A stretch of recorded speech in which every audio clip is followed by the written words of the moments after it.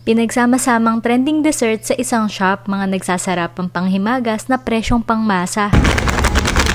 Pumunta tayo dito sa Love at First Bite Blumentritt branch. Ang daming pwedeng mabili kahit walk-in customer ka at mas lalong pwedeng mag-order online. Ang milky nito, gusto ko yung pagka-chewy ng coffee jelly. Nag-start ang Love at First Bite noong 2012. Naalala ko pa, Silvanas pa lang yung product nila. Pero ngayon, grabe ang dami na, kahit simpleng product pa yan, napapatrending talaga nila. Nagsimula from online seller, nagkaroon ng maraming resellers at distributors sa iba't ibang panig ng Pinas. At ngayon, hindi lang products ang dumadami, pati mga franchise stores nila. Grabe, ang galing, no? Ito yung paborito ko sa kanila, yung classic egg tart. Moist, creamy, at melts in your mouth talaga. Meron din Biscoff pulboron, may ibang flavor pa like classic cereal at cookies and cream. Ito nga pala yung mga branches nila. Ang dami rin kasing nagre-request at naghahanap ng mga dessert sa probinsya, kaya answered prayer dahil mas malapit na sa inyo ang mga Love at First Bite store. Ayos yun kasi ang hirap matakam tapos hindi mo matitikman, di ba? Lalo na tong crunchy butchero, naubos ko yung isang pack. Gusto ko yung spicy flavor nila pero hinay-hinay lang ha, mauubos mo talaga. At open pa rin sila for resellers. Satisfied ka na, kumita ka pa. Happy tummy everyone!